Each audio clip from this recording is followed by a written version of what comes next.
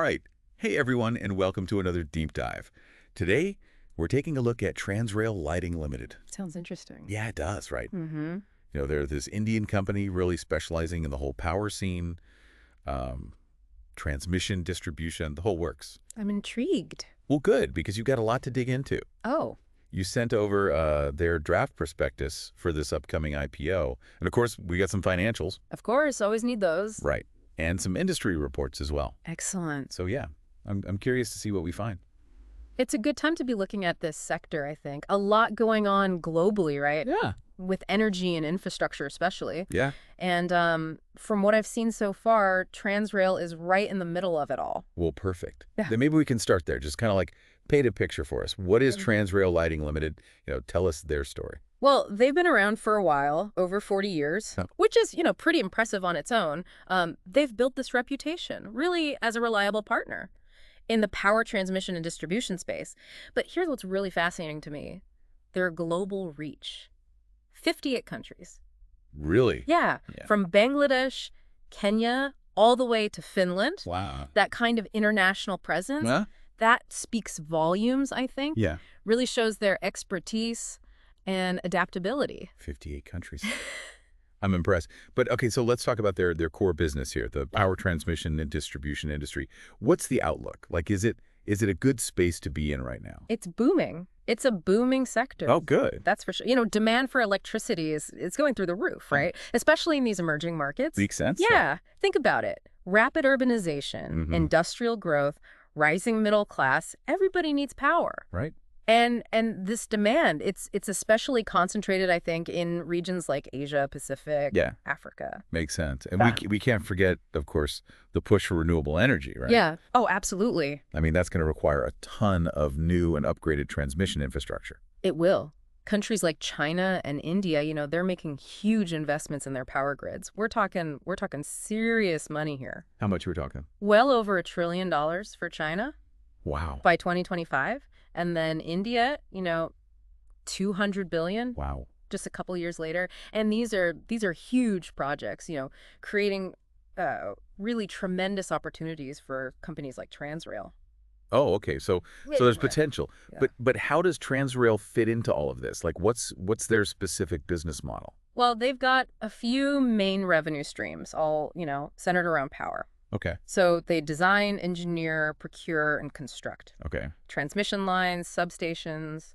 Think of it as the backbone of the power grid. They've even built India's first 1,200 kV transmission lines. Whoa. Hold on a second. Yeah, Did you say India's first 1,200 kV transmission lines? That's a big deal, right? it is a big deal. Major accomplishment. It Yeah. really highlights their ability to be at the cutting edge Yeah. of technology. Yeah. And it's not just transmission lines either. They're involved in distribution networks as well, bringing power to homes and businesses. Okay. And they've even done work on railway electrification projects, too. So they're not putting all their eggs in one basket. No. It seems like they've got a pretty diversified portfolio of projects, Yeah. which seems smart in a sector that can be, I don't know, a little volatile at times. It is smart. It's about spreading the risk Yeah. and capitalizing on different growth opportunities. Yeah.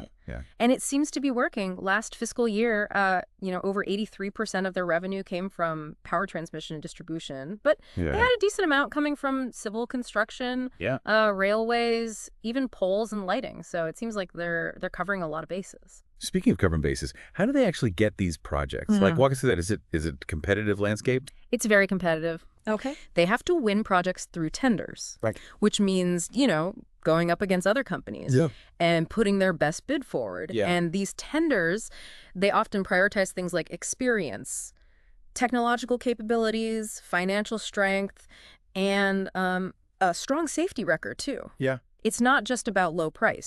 So it's a high stakes game. It is. But it sounds like Transrail, they have what it takes. They've got the experience. They've got the technology, global reach.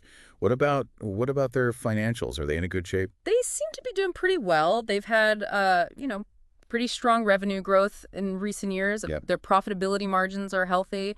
One thing that really jumped out to me, though, was their order book. Oh, yeah. Tell me about that. As of September this year, it's over 96 billion rupees. 96 billion. Yeah. Wow. That's a serious backlog of projects. That's a ton of work. Yeah. Okay, but what does that tell us? Like, are they going to be able to execute on all those projects? Well, that's always the question, isn't it? But they are expecting um, a good amount of their revenue over the next year to come from those ongoing projects. Okay. They estimate somewhere between 40 and 50% will be from that current order book. So that suggests, a pretty strong pipeline of work ahead of them. Okay, so they've got a lot going on. Yeah. But it sounds like they're also in a pretty good spot to handle it financially. Right. I know they're getting ready for this IPO, which is, kind of how they came across our radar. So can you tell us a bit about what they're hoping to achieve with it? Sure. They're aiming to raise funds for a few key things. Right. Working capital is a big one. Makes sense. They need to make sure they have enough cash on hand Right. to manage their day-to-day, especially with such a huge order book. Yeah. They're also looking to invest in some capital expenditures, so upgrading their manufacturing facilities, Okay. expanding their production capacity. So using the IPO to really, fuel further growth, like they're not content to just kind of stay where they are. They want to expand. Exactly. Become even more competitive. Correct. But where are they looking to grow? Like what's the strategy going forward? Well, they're definitely not limiting themselves to India. Okay. They've got their sights set on, expanding their international presence even further. Makes sense. Tapping into new markets, new opportunities. Oh, yeah. They're also looking at diversifying their services a little bit, moving into things like tunnel construction, elevated roads, railway electrification. So they want to be like a one-stop shop for all these infrastructure needs. Yeah. That's smart, I think. Yeah. Especially when, countries all around the world are investing so heavily in these types of projects. Right. And it also allows them to leverage, their existing expertise and relationships. So potentially reduces some risk. But, of course, no investment is without risk, right? And Transrail does face a few potential challenges. Okay. Yeah. Let's talk about those risks then. What are some of the things that could derail their success? Well, one major risk is, the fluctuation of raw material costs. Yeah, that's always a tough one. It is. Things like steel, aluminum, these are key components in their manufacturing. And those prices, they can be volatile, which could impact their profit margins. Yeah. It's a concern for any manufacturing business, especially, in today's world. Like, who knows what's going to happen? So what else are they facing? Well, project delays are always a possibility. Yeah. Those can come up from a bunch of different factors. Regulatory hurdles, land acquisition issues, even unforeseen events. Think natural disasters. And let's not forget their reliance on government tenders. Right. A change in government policy, budget cuts, any of that, it could really impact their projects. Definitely. And then, of course, they are exposed to some risks associated with their international operations, too. Exchange rate fluctuations, political instability in certain regions. That could throw a wrench in the plans. So it's a mixed bag. It is. It sounds like there's, a lot of potential for them to grow, to be really successful, but also some big risks to consider. What I find interesting, though, is this focus on manufacturing. I understand that they produce a lot of their own towers and conductors, right? Yeah. Like in-house? They do, and that's a key part of their strategy. Okay. It gives them greater control over their supply chain, which is a huge advantage in an industry like this. Yeah. This industry, it can be prone to disruptions. Okay, so they're not just building the projects. Right. They're building the components that go into the project. Exactly. Okay. That level of kind of vertical integration Yeah. seems like a smart move to mitigate some of those risks we were just talking about. It is. It's about controlling as much as possible, from the design to the manufacturing to the execution. Yeah. And I think that's actually a great place to transition Oh, okay. to the next part of our deep dive here. Perfect. Let's explore their manufacturing operations All right. in a little more detail Yeah, let's do it. and see how that contributes to their overall success. Sounds good. They actually own and operate 4 different manufacturing facilities. Really? Yeah, all strategically located across India. Okay. And get this, they even have a dedicated tower testing facility. Oh, wow. Yeah, ensures that everything's high quality, meets all the standards. So they've really created their own little ecosystem, They have. which would make sense from a risk management perspective. Yeah. But what about the scale? Like, what are we talking about here? What kind of products are they actually producing in these facilities? It's a pretty wide range.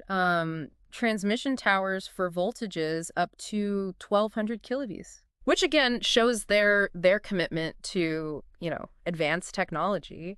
They also manufacture various types of conductors. Those are the cables that actually carry the electricity. Right. Okay. And that includes everything from all aluminum alloy conductors to aluminum conductor steel reinforced.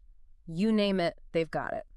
So they're not just like assembling parts No. from different suppliers. Yeah. They're actually making the core elements Exactly. of their projects themselves. Yes, it's a huge advantage. That must be like a massive logistical advantage, It is. especially when you're dealing with, these large-scale infrastructure projects in remote locations, or even in different countries. Oh, absolutely. It streamlines everything. Yeah. It reduces their reliance on outside factors. Yeah. Plus, it allows them to innovate. For example, they've started using these high temperature low sag conductors. What are those? So they're specialized conductors that allow for higher capacity transmission lines. Right. Which is, really important as we integrate more renewable energy into the grid. Mm-hmm. So they're really thinking ahead. They are. Kind of future-proofing their operations. Exactly. By investing in these advanced technologies. It's really interesting how all these pieces fit together. We've talked about their market position, their growth, and now these in-house manufacturing capabilities. Right. It seems like they're setting themselves up for, continued success. Yeah, they've built a strong foundation for sure. And, this upcoming IPO, it's another strategic move to fuel that growth. They're hoping to raise a significant amount of capital. Yeah. Which they can then use to bolster their operations even further. Right. And we touched on the IPO earlier, but let's dig in a little bit more. How are they planning to use these funds? Well, a big chunk of it will go towards working capital. Making sure they have that financial flexibility to take on even bigger projects, more complex projects, which is, again, important with that huge order book we talked about. Yeah. Additionally, they're setting aside some funds for capital expenditures, so upgrading those manufacturing facilities, expanding production capacity. Okay, so it's a two-pronged approach. Yeah. Kind of strengthening the financial foundation, but also investing in growth at the same time. Exactly. It's like they're reinforcing the structure from both the inside and the outside. I like that analogy. And it really does, align with their overall growth strategy. Okay. Which is, they're not focused on just maintaining what they have now. Right. They're looking for new expansion opportunities. Makes sense. Both geographically and in terms of, the types of services they offer. Right. And we were talking about, their interest in things like tunnel construction, railway electrification. Like, what's driving that? Yeah. What's driving that diversification? Well, they see a ton of growth potential in these allied infrastructure sectors. Okay. Especially in India, right? Yeah. Which is going through this huge infrastructure development boom. So they're trying to position themselves to benefit from these trends. Yeah. It's like they're anticipating the future needs of the market. Yeah. And adapting their business to meet them. Absolutely. And, by expanding into these related fields, they can leverage their existing expertise, their resources. Right. Which, potentially reduces that learning curve, the startup costs, and, of course, creates a more diverse revenue stream. Which helps with, mitigating risk. Exactly.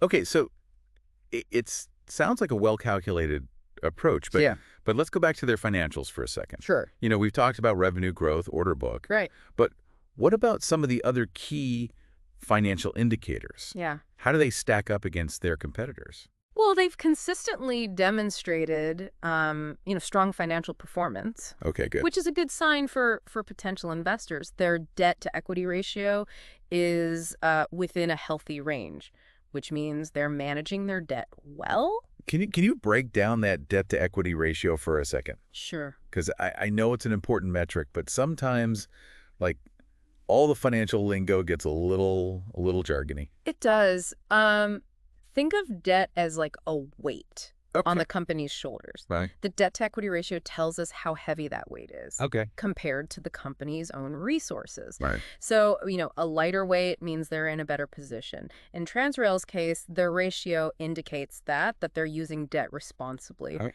to finance their growth, but they're not overburdening themselves. Okay. So less weight, more agility. Exactly. Got it. Yeah. Okay. What about their working capital turnover ratio? Like how efficiently are they managing their kind of short-term assets and liabilities? That's another area where they're doing well. Okay, good. Their ratio is impressive.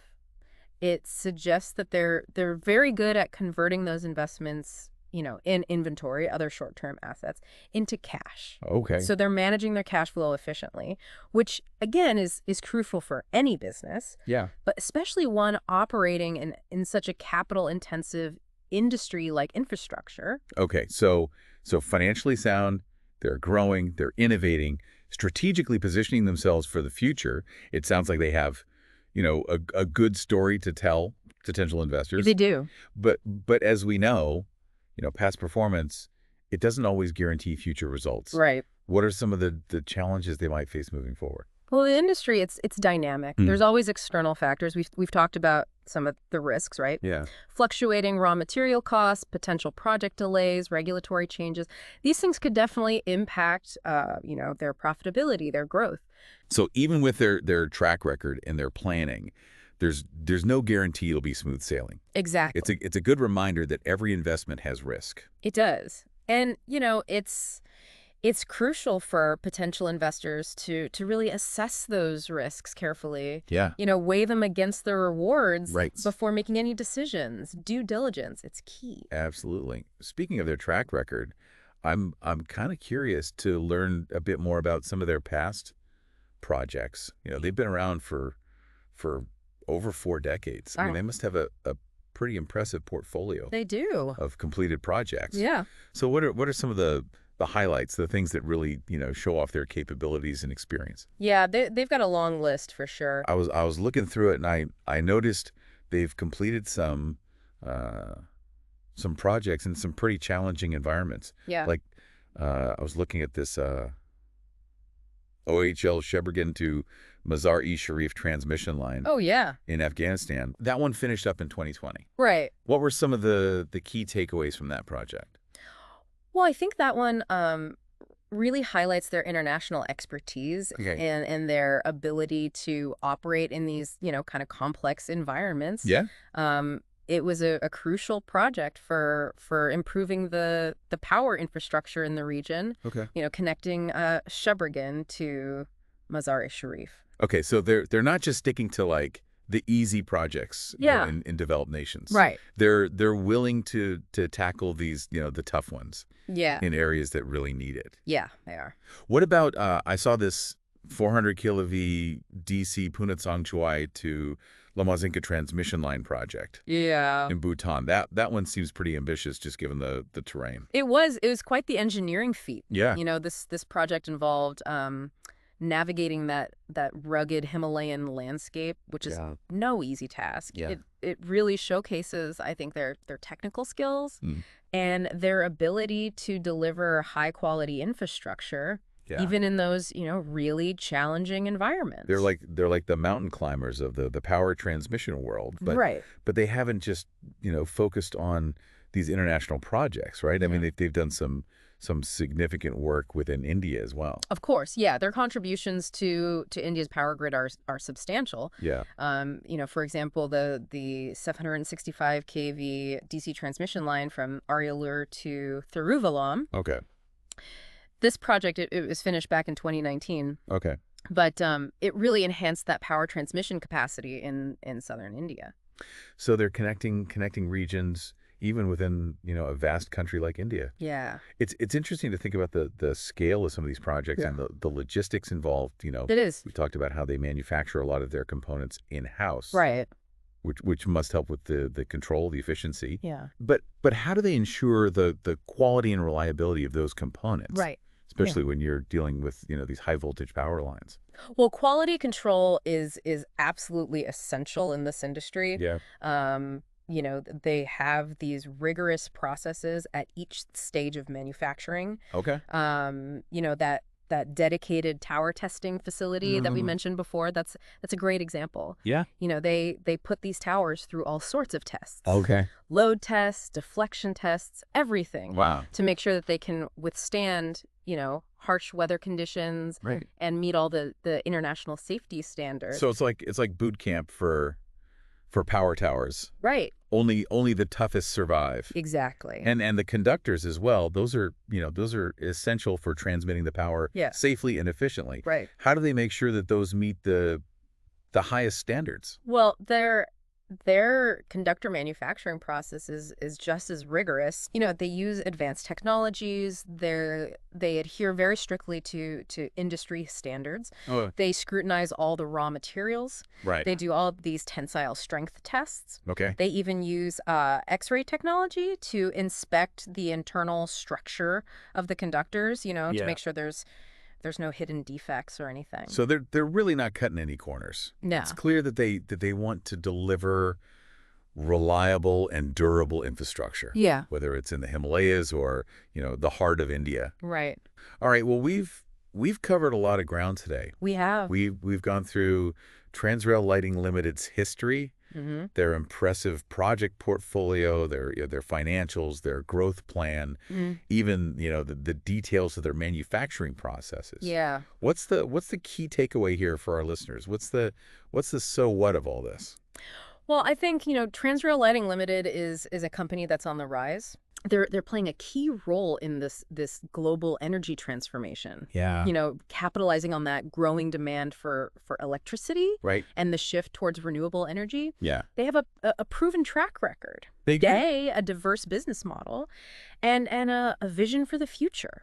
And it sounds like they're not just building infrastructure, they're building a future. Right. Powered by innovation and sustainable development. Exactly. But as we've discussed, no investment is without risk. Right. Potential investors really need to do their homework. Yeah. Think carefully about those challenges that Transrail might encounter. Absolutely. It's about weighing those rewards against those risks. Right. And making an informed decision. Yeah.